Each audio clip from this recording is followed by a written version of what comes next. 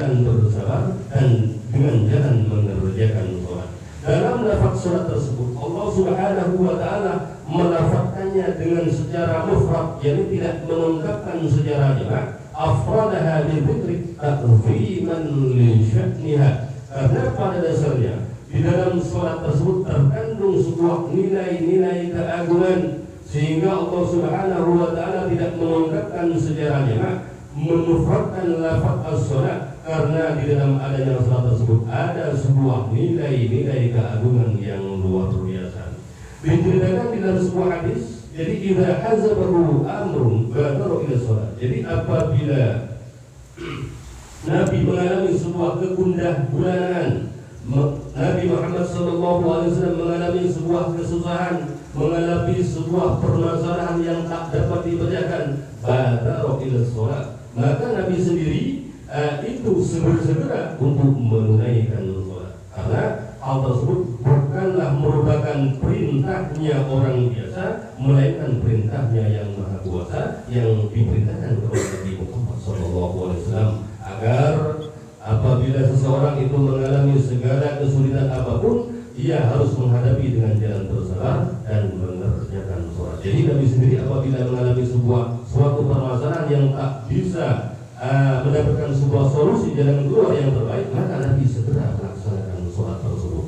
Wakila al-khitabu lil Yahudi. Jadi ada segelintir, jadi sebuah ulama mufassirin mengatakan demikian. Namun segelintir lagi di antaranya, makanya di sini dikatakan wakila al-khitabu lil Yahudi. Jadi segelintir lagi di antara kalangan ulama mufassirin mengatakan bahwasanya adanya firman Allah berupa surat Al-Baqarah ayat ke-45 ini diperuntukkan bagi sekalangan kelompok orang-orang Yahudi,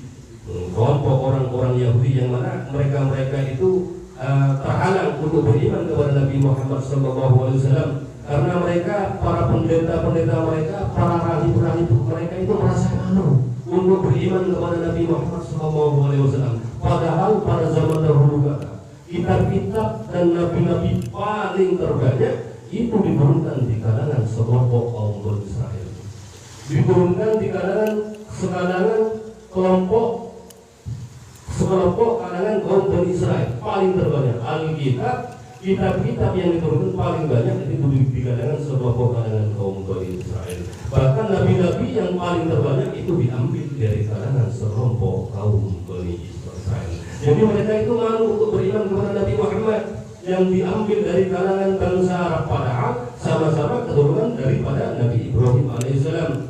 Ya, sekalangan kaum Bani Israel itu diturunkan dari keturunan Bani Ishak, sementara Nabi Muhammad itu dari Bani Ismail.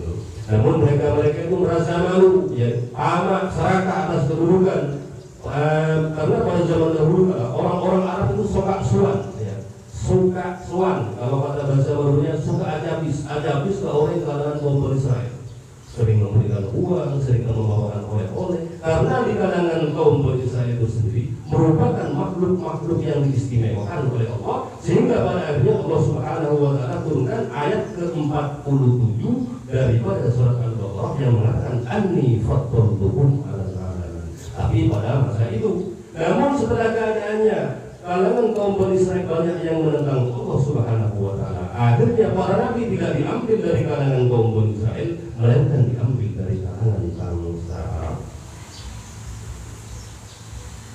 Asyarahu hubbul riyazati. Jadi karena keberaniannya mereka sekelompok orang-orang Yahudi